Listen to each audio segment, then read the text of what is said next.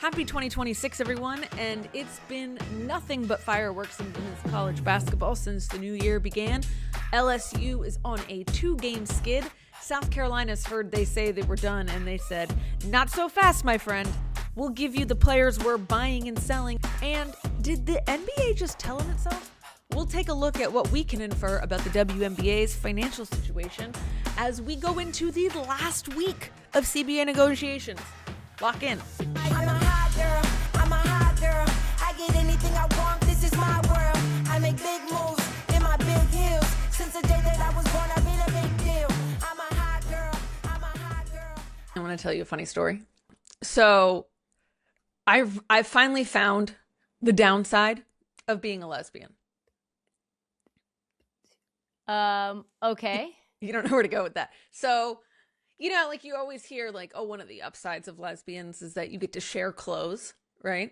Yep. So Is that true though? When your fiance dresses like Little House on the Prairie and you dress like a 15-year-old boy, how are you able to share clothes? okay, well, exactly. That's the point. So I just never thought that this was like a factor in my life. So the other night we were getting ready to go to the Caps game because we went to an M Sports game, which was fine. It was fun. It was men. And I'm like running around for like 30 minutes, freaking out because I cannot find my favorite sports bra. I cannot find it anywhere. And I'm like, I feel like I'm losing my mind. I thought I washed it. It's not in the dryer. It's not in my drawer. Anyway, go about the whole day. Finally, Sam's like, we're going to be late. So just use one of my bras. And I'm like, one of your like girly little like push-up bra? I don't want to use that. So go through this whole thing, go to the game. I'm like, the whole time, I'm like, I'm so uncomfortable. Like, I hate this. We get home, getting ready for bed. And I hear from the closet, Sam go, uh-oh. And I said, what? And she goes, well, good news is I found your sports bra. The bad news is I was wearing it. I knew whole it. night. I knew it. Whole night. So what's the bad side of being a lesbian? That when you need your favorite sports bra, it can be missing because sometimes they steal it and they don't tell you. Sometimes they just be stealing clothes. Just be stealing. Welcome to Let Her Shoot, the only podcast that covers women's sports the way that we want them covered. That means no bullshit, no kid gloves, no gloves at all. All the gloves are off. Just respect for the athletes. All the reasons to stay locked in. I am Trista Crick. I feel like I need to say who I am first because I've been watching a lot of YouTube and they always say who they are. I am Trista Crick, really just a talking head. I am joined by my co-host and Emmy Award-winning producer, 2-time Emmy Award-winning producer. That is Sarah Chovnick with the beanie and the glasses. If you like our stuff, and that's no shade. I like the beanie and the glasses. If you're liking our stuff, subscribe on YouTube, iHeart, wherever you get your podcast on audio. Follow us on TikTok and Instagram at The Daily W Sports. Okay, Sarah, there's been a lot that's gone on. There's been a lot. Hoops. Yeah, so we've been saying for the last, I don't know, 2 months, we're going to know a lot more in January. January's here. It's the new year, and we know a lot more about some of these teams, including chat. You were right. Okay, we got to say this. The chat was right about a team that we've been hyping up, that we've been saying is going to the title, is going to give UConn a run for their money. And I never said that. Okay, I never said that. We're not going to... We never said they could give UConn no a run for their money. You're now we said, like, putting extras on. We said like they could give UCLA a run for their money. That was a statement that was said. LSU has now gone 0-2 in January. It's not a great start to the season. It's actually their worst start to the season since 2019, or not conference play. Worst start to conference play, I should say. I think Kim Mulkey is 0-9 against top 15 SEC opponents in her career. Oh, that's not LSU. good. It was That's not not a good, good 'cause- showing. I'm going to just tell you this right now. We could go a bajillion different ways, but number one, the team looks well, all of the things that I was kind of like, hey, these are potential pink flags. It's like you go on a date or like a couple of dates, right? And like it's fun. And like you're going on these walks and like, you know, the conversation's amazing. And then the like guy or girl that you're seeing is like, yeah, like I just don't know. They just offhanded comment like, oh yeah, I just don't think that we should be taking those statues down. And then like you just like overlook it, right? And like you don't say anything. And you're like, I'll The come back to this Confederate later. statue? Like this is not a first date or second date thing to talk about, but like I think they want to keep the racist statues up. You know what I mean? But I'm gonna just let it slide. And then it's like, oh yeah, you like go on a third or fourth date. And then they're like, you know, I don't know what the deal is with all these boys that want to be girls. And you're like, oh man, I am concerned. Oh no. I don't know. You didn't check voter registration first? And then they like by week, you know, like date 8, they're like, oh, like they're a full-blown MAGA fascist. But like that was LSU, right? Like we saw pink flags with them, but we just overlooked them. We talked about them. Like you get on the phone with your girlfriend, you're like, ooh, I think this guy or girl is kind of like, but they're great. Otherwise great. Otherwise. Mm-hmm. And that was LSU. Yeah. I mean, to be honest, I feel like if you could make it 8 dates without realizing someone was a MAGA fascist, I can see how you made it all the way till January thinking that LSU was Yes. a legit contender. The thing is, what did we say was a pink flag? They can be a little wild. Check. Okay. They can be a bit undisciplined. Check. They can care more about the flash and the, you know, you can't, that was Angel, but like in general, like they care more about the, you know, like that what we saw with Mikayla Williams before the Kentucky shot by Tony. And No, I was just gonna. I mean, it's just tough. And all of those things came to rear their ugly head.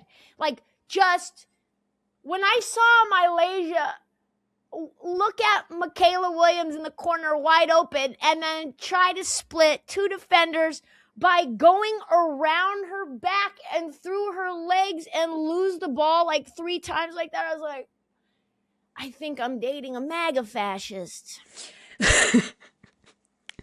Speaking of MAGA fascists, I don't know if you Venezuela. I don't know if you saw how We've captured a leader in another country. I did see that.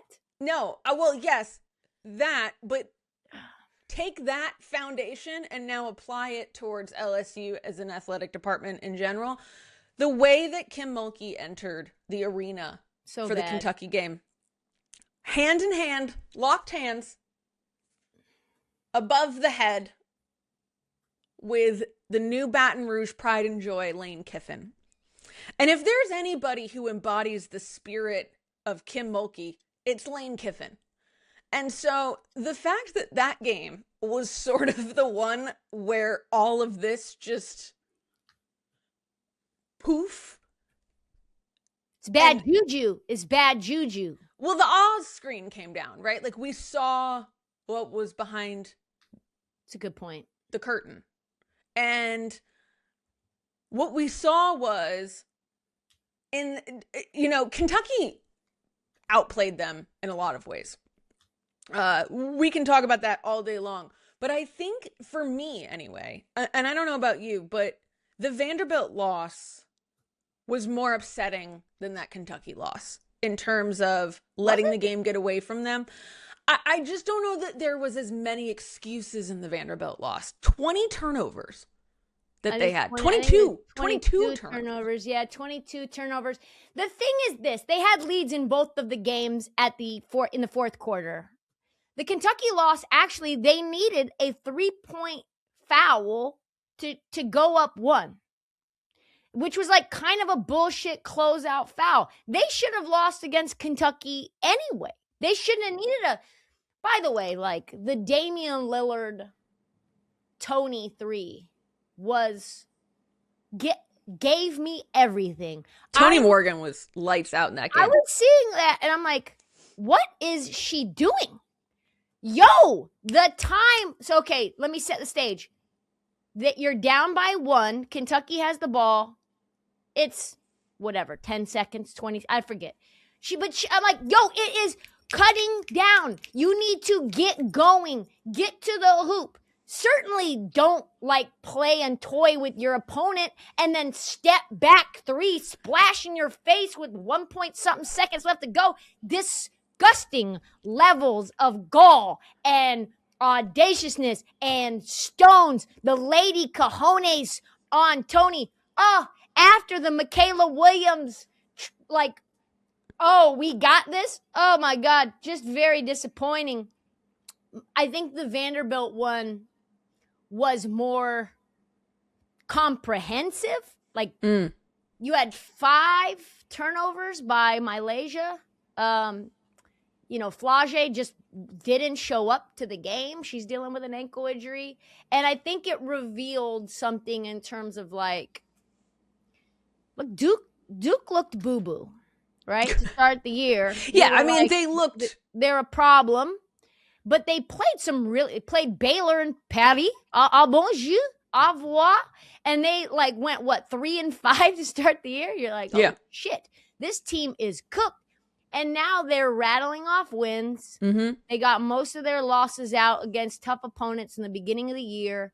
And Kim Mulkey scheduled a very cupcake schedule. And everybody in the chat, you're right, chat, you said, listen, they haven't played anybody. How do you know if they're good? And we were like, vibes, that's why. Vibes. We love the vibes. Kim Mulkey, bedazzled coats, pedigree. No, I think Kim Mulkey doesn't have these young women ready to go. The height of Vanderbilt or Kentucky, bothered them. Clara Strack was killing, even though she was in foul trouble. Like Strack and Key are both 6'5". Asia Boone for Kentucky was killing, hitting 5 threes. Tiani Key had 17 points and 16 rebounds. Like, you just got outplayed. Okay, you had the chance to win both those games, and if you would have won them, we would have said there's a lot of cracks in the foundation, but not full-blown MAGA fascist. I saw someone online said, and I thought this was an interesting point, said Kim Mulkey is an elite recruiter, but not as good as a developer. Would you agree? Salespeople that are able to do the job. If we're going to keep the political reference going, the best campaigners, the best speech givers, politicians, are not usually great at doing the governing. So you have to have an elite staff around you, offensive coordinators, defensive coordinators, chief of staffs, the people in your fucking inner Secretary of Defense. If you choose somebody who came from Fox News to run your diplomatic situation, you might end up taking out a foreign leader in the dead of the night while he's in a Nike gray sweatsuit. Yeah, I mean, at least let him put on a nicer sweatsuit. That was a nice one. The tech fleece, that tech pack goes for like $250 and it's sold out, Sarah, on the Nike site right after the Maduro photo went viral. I want to talk about basketball. You just love capitalism? So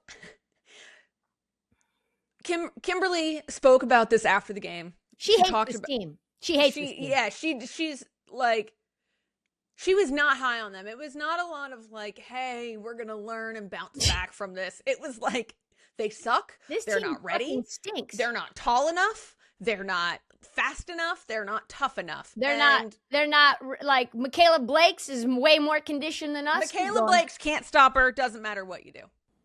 You mentioned parity. I'd love to know what you think has contributed sort of to kind of a more equalized. Money, money, money, money. Have you been keeping up with college athletics? It's called NIL. Coach Flau'jae Johnson, to your points tonight, do you feel like that was attributed to the ankle? Looked like she was kind of dealing with that. I would love to make an excuse for Flau'jae. I don't know the extent of the ankle, but yes, she came out and did they retape it or something like that? But Did yeah. she just ask? I don't know how bad it is. Any more in person? Her saying, Did they tape it or something?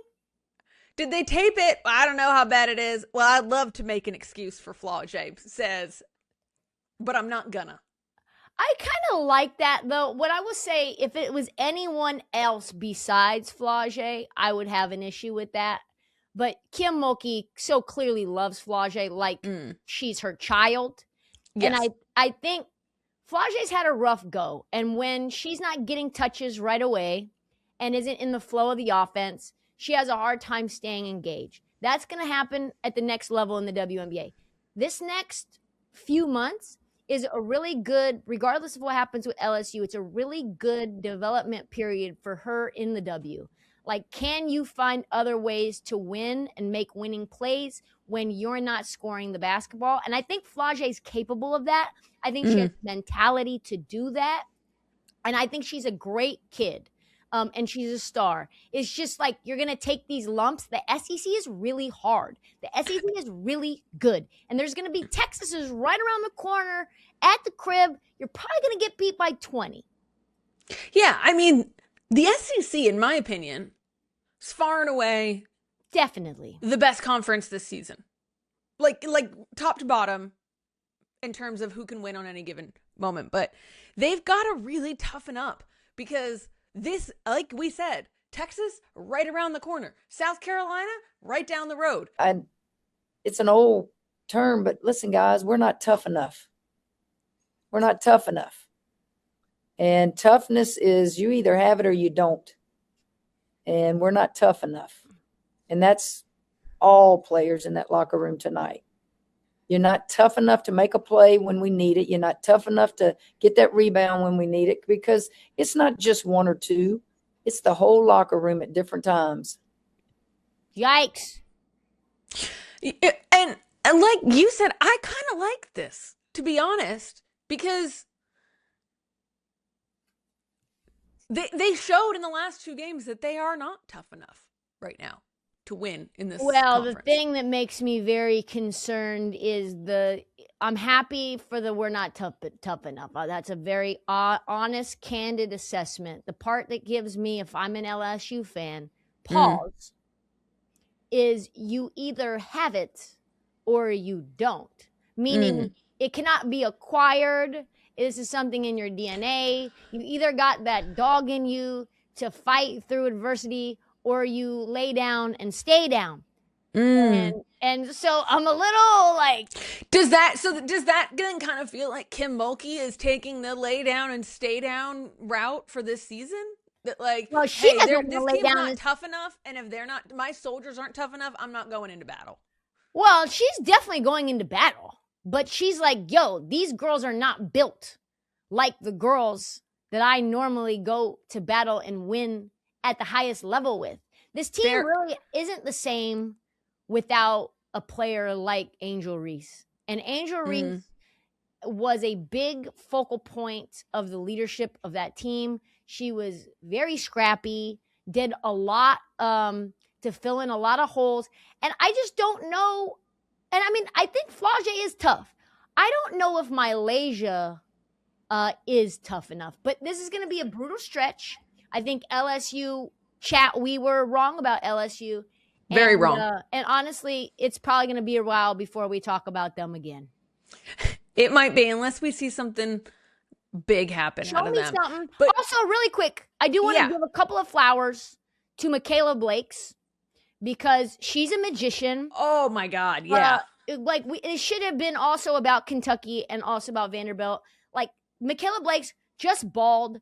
She had so many big balls, tough plays. She played 40 minutes, never gets tired. She initiates contact. She's able to hook defenders in a way that gets her to the line, even though, technically it's probably an offensive foul. She got to the free throw line 12 times against LSU.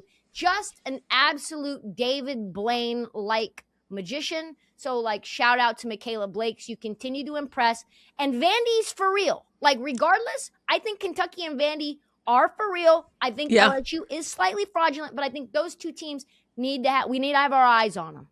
And don't forget, the player who got the minutes from Kara Lawson at that USA camp over Flau'jae, Mikayla Blakes. Mikayla Blakes. Let's move on. There were a ton of other upsets. We can't get into all of them. Michigan lost. Georgia, who was previously unbeaten, lost. Told you guys about Michigan. I told you about that. Yeah, you did. You did. You said they were frauds. North Carolina got upset by Stanford. Notre Dame lost to Duke, which, again, I don't know that was really as much of a surprise for us as Notre Dame stinks. We've been hot and cold. Ole Miss lost to Texas. Again, not a massive upset, but it was Ole Miss. Ole Miss looked good, though. Yo, but Ole Miss is good. It's good, and I don't think we should take their loss to Texas to mean Texas was on the ropes. Yeah, they had Texas all the way to the end of that game. And Cody McMahon she's so smooth. She's a star. But one of the games of the weekend, Baylor, Iowa State, and we were waiting for this game.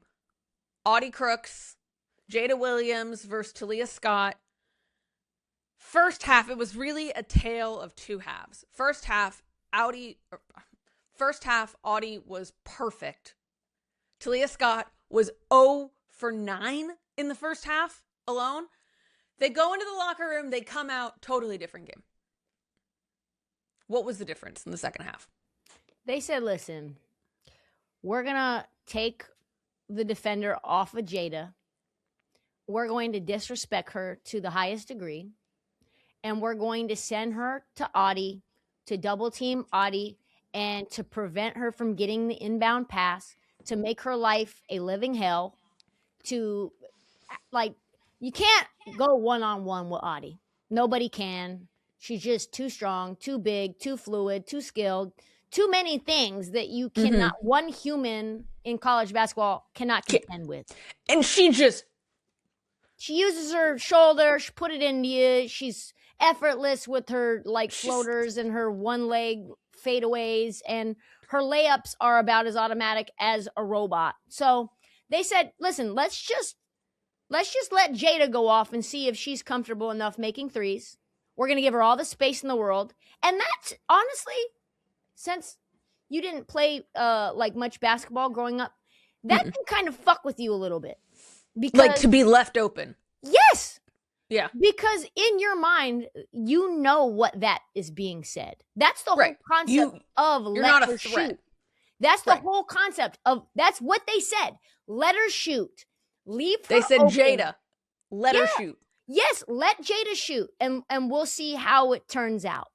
And she almost ended up getting them out of that game unscathed. But when somebody says, leave her open, let her shoot, there's a mental like grasping that you have to have and take it as a sign of what it is, which is disrespectful. Because if you were a sniper, they would not leave you open. They would leave somebody else open. So they said, we're going to defend the inbound pass, or like the entry pass to Audi, with a force field around her. And what happened? Audi looked pedestrian. She looked very mediocre, very average. And I don't mean that in any disrespectful way. Audi is amazing. I think that anybody who's listened to this podcast knows I love her. And Jada actually balled. She was rattled at first, missed some shots, and to be someone who has to then say, okay, they're leaving me open. I've missed 2 in a row. To continue to keep shooting off the dribble, off the catch, and get hot is a testament to how good Jada is. But, man, that's basically what Baylor did. And Talia Scott is the fucking man. She's the truth, really good. For sure. Yeah, she's really good. And I'm going to tell you, I think there's a lot of players who, on the ropes, on the road, not making a single basket in the first half, would crumble coming out. of the locker room. Just being that outplayed, not being able to get an open look. Frustrated. You got to be frustrated at that point. She was 0 for 3 from 3. She was 0 for 6 from the field. 0 for 9 for the entire half. And then comes out and finishes with 21 points. So she got it together. She reached down into some pit and pulled herself up. She's just a skilled player. And like, Yeah. once you start to see a couple go down, then you're like, okay, Baylor is a team that kind of lives and dies by her. If she's not on the floor, this team's, very average. We also saw Bugs ball the fuck out. She had 16 rebounds? And I just think in general, like, this is the blueprint for how you beat Iowa State. Like, you have to just send to Audi the entire game. But how long until that sort of like Jada can sort of shake off that disrespect and just roll with that being left open? She was fine, right? Like, she figured it out. She still ended up with 28 and 7. Right. So very respectable. So is this the formula then? Like, do you leave Jada open and put a double team on? I don't care. I don't know who you're leaving open. I don't know necessarily if I would be leaving open Jada, but you're definitely sending to Audi. Because you just can't afford not to. She's just too good. She's having 40-point games 5 weeks in a row. This is the first game that she was held under 30 points in the last 6. Yeah, this is wild. That's the formula. And she still has 26 points. It's not as if she had a bad night. Well, and you saw what happened at the end of the game before we move on. They tried to get the entry pass to her. Gets deflected. She goes to the ground. It's a wrap. It's over for you. So that's if she would have gotten it one-on-one, she would have scored. Retirement should not be overcomplicated. You should feel like the advice that you're getting fits your life, not someone else's agenda. That is straight talk and a solid strategy, and that's what you get from Fuchs Financial, our guy. Watch Ben show How to Retire on his YouTube page, which we link in the show notes. Thank you to Ben. Seriously, thank you to Ben for believing in what we're doing over here. Our first sponsor, our most important sponsor to date, and we're always going to keep it solid. So go over there and check Ben out.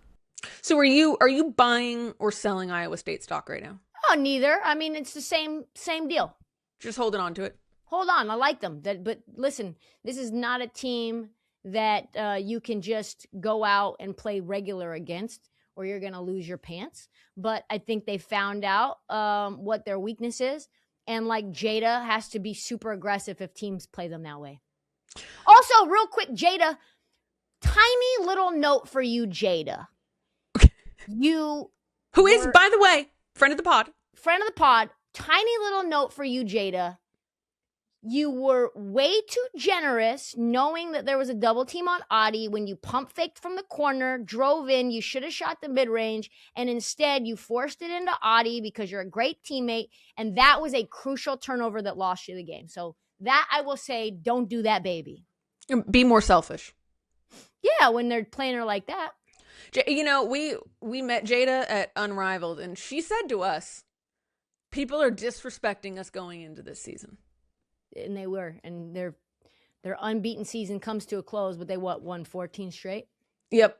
So two real big not stories, but teams sort of emerged from the wreckage of this week unscathed. UCLA and South Carolina.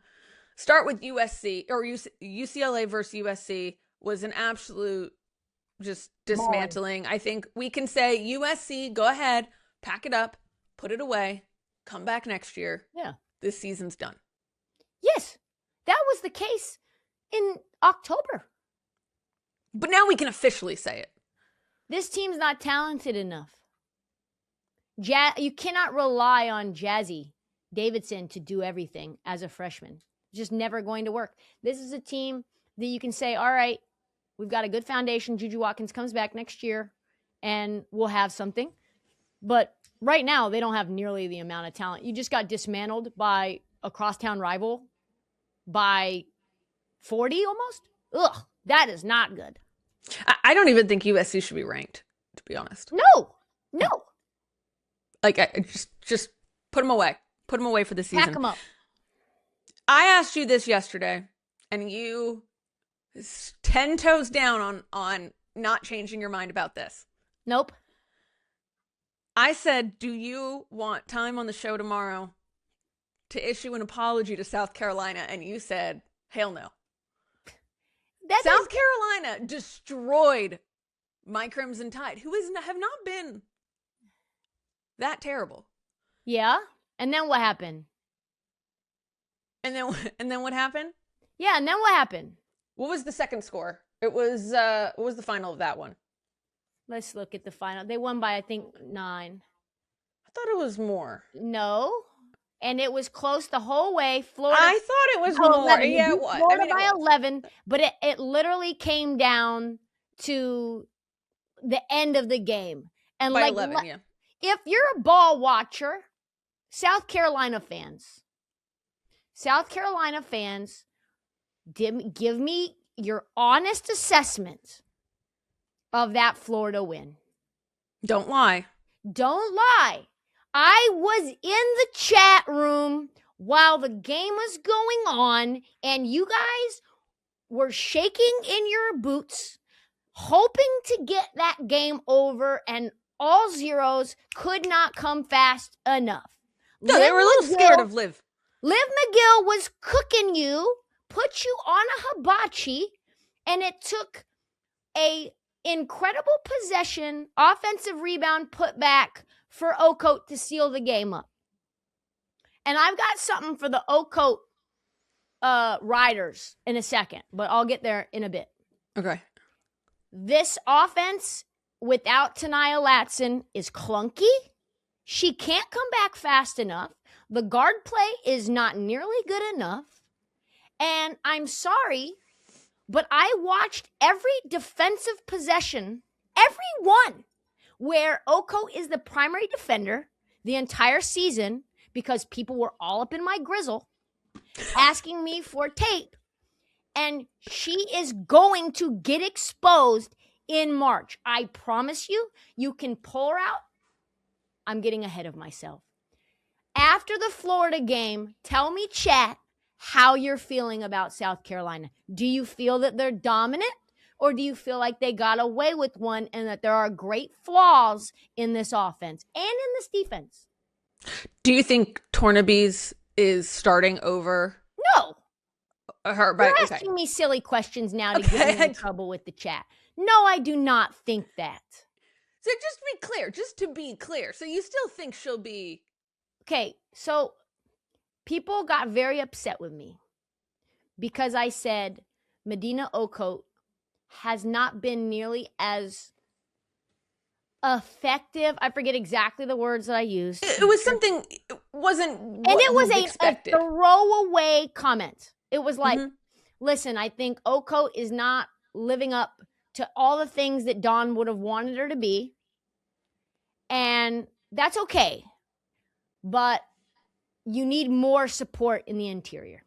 And people love some Ocote. And they were very upset. Like I said, she had a dagger offensive board, a drive, and a finish to close out and get the W. So shout out to her. And offensively, she's been awesome. But there's all this stuff being written about Ocote like she's some sort of defensive stopper. Like there's all this like, they have a 64 defensive rating when she's on the floor, yada, yada, yada. Okay, there's the stats and numbers and what you want to sort of like, you can make the math lie however you want. My eyeballs, Sarah, do not lie, okay? And like I said, I've watched every single defensive possession for Medina Ocote. And when she's the primary defender, opponents are shooting over 50% on twos. That is a big red flag for somebody 6'6", which means you're that tall and people are finishing half their shots inside. You're not really stopping a goddamn thing. You're just contesting late. And she's late to get to the contest. You're able to straight line drive on her when she gets pulled out to the perimeter. So guards are going to pick on her. She's got like no second jump to recover. Okay. Number 2, her 3-point defense percentage wise looks elite. I've watched the film, Sarah. No, people are still wide open. She's getting out there late and they're missing. That is not her. That is the shooters missing. Very important distinction. The stat may credit her for being near the shooter, but the film shows she is arriving late and not truly contesting. She is slow. I'm sorry. Her foot speed is slow in every way. I thought she was just like jogging to the to contest a 3. No, I don't think her legs move that fast. I'm sorry. I hate to be the one to break it to you. Her hips don't lie. Like Shakira. Like Shakira said. They don't open up. It's like a little Ken doll. It's this way. It doesn't go this way. It's that like robotic. So when a guard comes out on her, they can literally just go around her and turn the corner at will and get a wide open layup. She has a lack of lateral mobility. And that, to me, is something that will get exploited in March. Guards will hunt her. I don't even think it's going to take till March. What I was about to tell you was next week, they play Texas and Oklahoma. And those are 2 offenses that are... Rory Harmon is going... This is no shade to Florida and Liv McGill. No. But Rory Harmon is a different beast. Listen, I saw guards on Providence cook her. Providence. So it'll be interesting to see how she does. So again, with Rory, Mikayla Blakes, Rory Harmon, my girl who we need to talk about this Maryland win over Indiana, Oluchi Akanwa. She is effortless. She can attack her. So like pull her into switches, get her out on the perimeter, out on an island, and then go to town. I guarantee you that is what's keeping Dawn up at night. So I'm sorry, Kat. I'm being fair. I'm not trying to hate on this girl. She's very good, but she has a very a flaw that's fatal. I'm sorry. We're going to see it in 9 days when they play Texas. Maybe, but we're not going to see it. I mean, we're going to see that matchup. Is what I'm saying. The chickens will always come home to roost. The cream will always rise. That's the other one. That's the other one. I like that you have some in your pocket. Yeah, just that one doesn't fit as much. Sure, but I just wanted to say. Scum also rises as well, but so another couple big losses. TCU lost, which was big. Maryland lost to Illinois, but then they also beat Indiana. So a little bit 6 and 1, half a dozen the other with Maryland. I don't know that I think the jury's still out on No. Go. No. The loss was just them being unfocused. And I watched a lot of pressers and heard a lot of quotes. They were like, we were not ready to play. That was us. We just didn't show up. And we came out focused against Indiana. And I'm going to just tell you guys real quick, keep your eye on Oluchi Akanwa if you're not already. I think she's better than Mikayla Blakes. She's bigger, she's taller, she's like 2-3 inches taller. She's got effortless athleticism. She's got a great off the catch release. Her motion and fluidity really sticks out. She's great at splitting the defense. She's got elite defense. Like she gets all up in your gym shorts, deflects, gets out into transition, very solid form and like fundamentals in terms of her layup. And like she's leading the team in points, steals, and offensive rebounds. She's just overwhelming, right? Like she had 34 against Indiana after setting a career high of 28 against Illinois. So like she's really, really fucking good. And I think Maryland's better than people think. I need to get over to College Park. See a couple games. Yeah, you do. She's nasty. You see her and you're like, oh man, like she is kind of like Mikayla Blakes in terms of how she operates on the court, but I think she's actually just more fluid. I'm trying to just check this, but she's a transfer, correct? She is. Yeah, she transferred from Duke.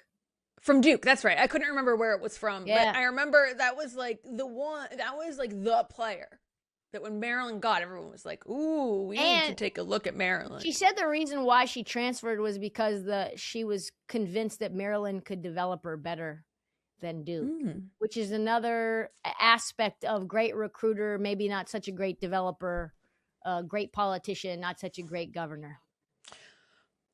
So let me tell you a little bit about the Player of the Year standings right now, according to CBS Sports. Where they come up with these, I don't know.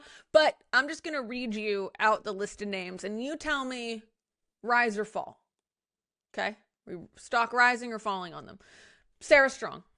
Rising. Obviously. AZ Fudd. I think Gino just said, like, she needs to shoot 25 times a game. Sarah Strong. Yeah, Gino said that when Sarah doesn't shoot, she hurts the team more than when she does. Yeah. So, take that for what it is. AZ Fudd. Rising. I mean, these two girls are best in the country. Lauren Betts. I think, rising, slightly rising. She's been better. I think that she's a bit of a conundrum because she's a little inconsistent, and sometimes mentally she, like I've said before, can check out, get frustrated, but she's finding her groove, and she played really well against USC.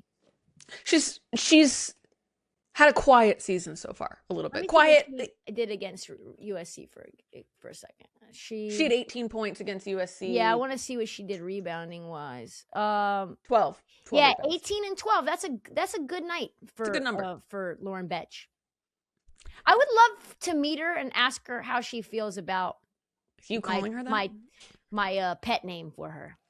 You know, probably the same way a lot of people feel about your pet names. You would die if I gave you a pet name. You'd be so happy. There's a lot of places I could go with that. I'm not going to go anywhere. Audi Crooks. I'm not going to say falling. I'm going to say it's where it is. Okay. Madison Booker. Oh, I think she had a nice one, like especially at the end of that game. I'm going to say she rose a little bit. Rory Harmon. She rose a little bit. Rose a little. Hannah Hidalgo. Oh, falling like a rock. That Duke loss hurt him. Listen, they also lost to who was it? Too many damn. They've lost a couple this season that you're like. They just lost to Georgia Tech. That's the one. That's not a good loss. It's a bad loss. That's a bad loss. Olivia Miles.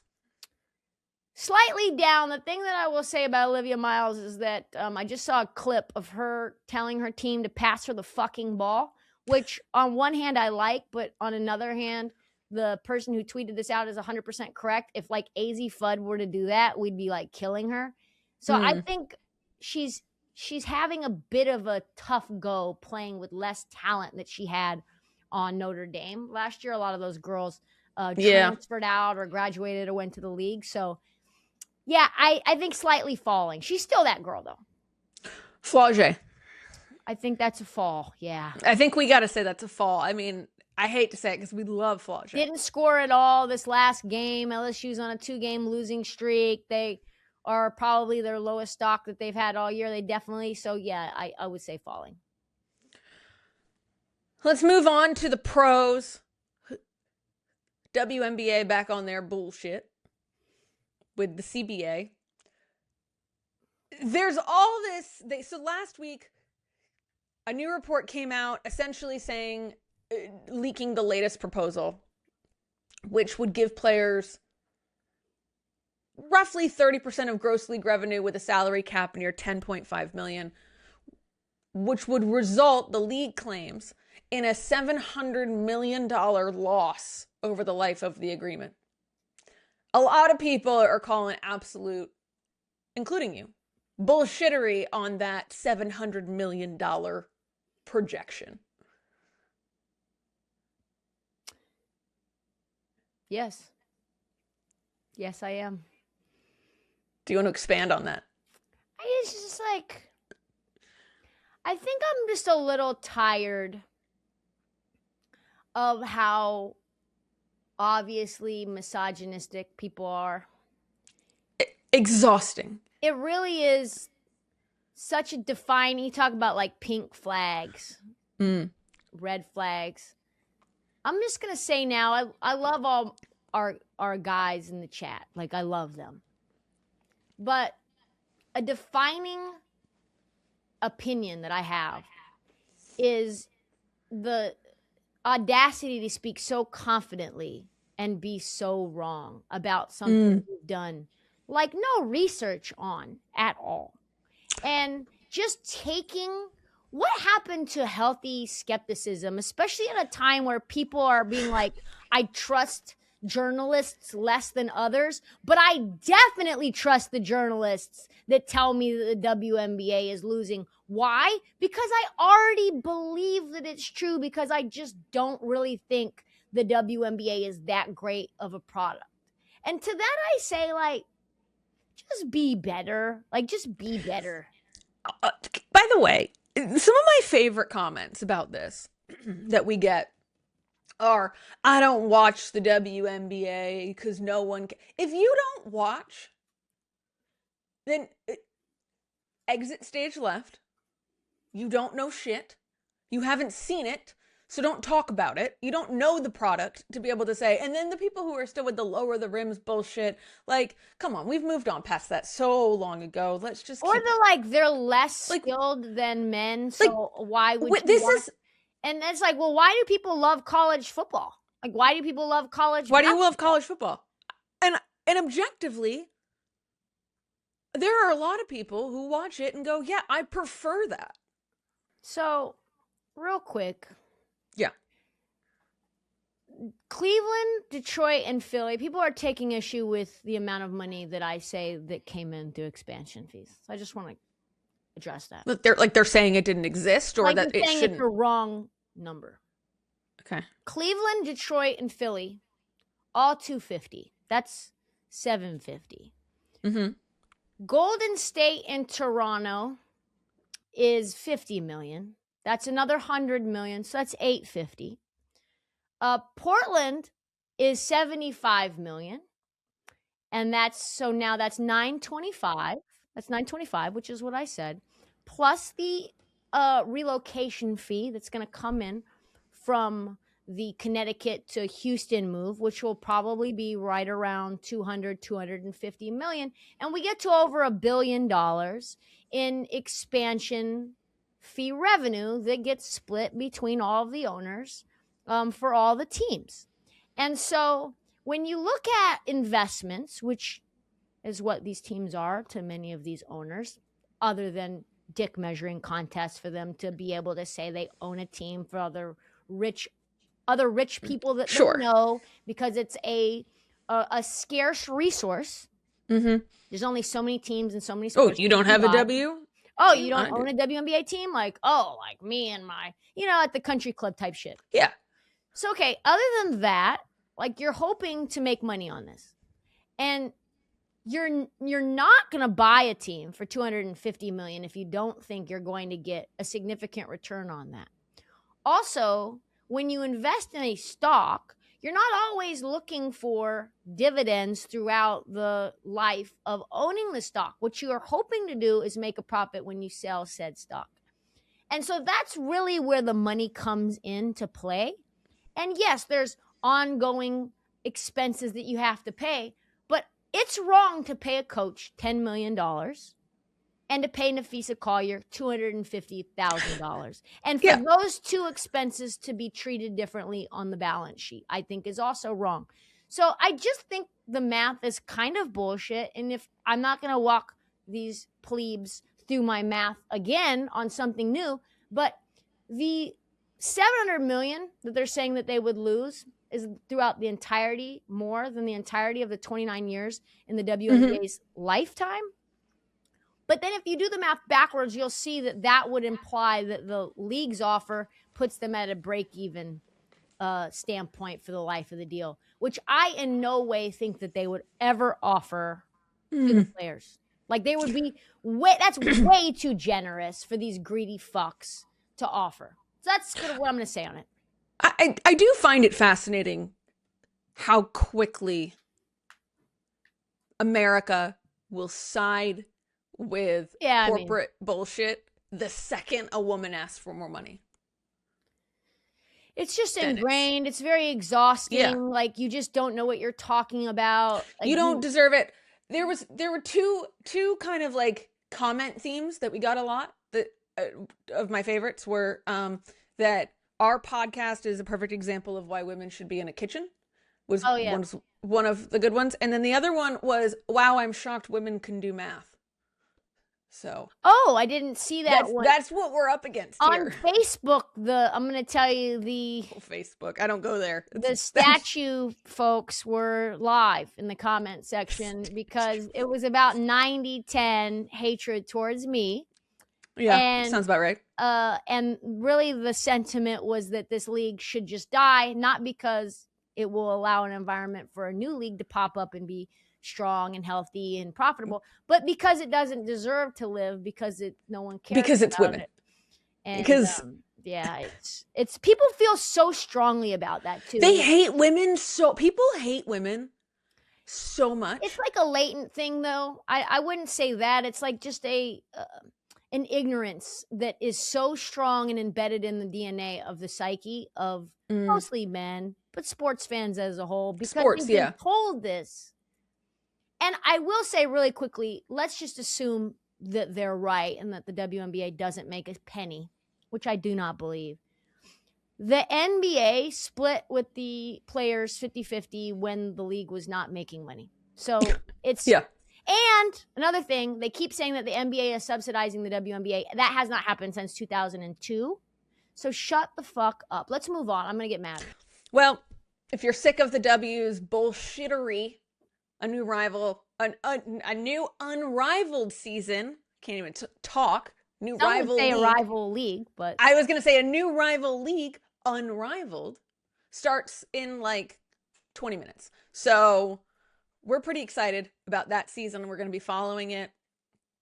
Nafisa Collier won't be playing. Very sad. Nafisa will be out. She's having apparently not one, but 2 ankle surgeries. Yeah, so I think she's recovering from those. But yeah, watch it. It's fun. Like if you didn't watch last year, they have a lot more games and a lot more dates that you can watch them. The one-on-one tournament's going to be lit. I think the storylines are going to be awesome. We already see the ghost of Dana Evans. The ghost of Dana Evans. And Natisha Heidemann already kind of like squashing some beef. So there's going to be a lot of viral moments coming from that. Yeah, did you see their video? I did. It's incredible. I love Dana. She's someone you don't want to see in a dark alley. She's a fucking ride or die. But you, Sarah, have been my ride or die today. Awesome show. Great stuff. Chat, we love you. Even the ones that hate the existence of the WNBA or want players to get paid even less than they make now. We still love you. We still enjoy your hate watches. Comment. Let us know what you think of the episode. Also, there were a lot of teams we didn't cover today because there was not enough time. In the comment section, let us know who you want us to cover that we didn't cover today for Friday's show, and we'll make sure to get to those. Shout out to the girl who emailed me about a young class of 2027 player from Philadelphia who we'll talk about as well. She has Sarah's strong body and some guard-like skills, so I've been digging in on her. She's how tall? She's 6 feet tall at 16 years old. That's a tease. We'll talk about her next show as well. But awesome stuff. 1, 2, 3. Let her shoot.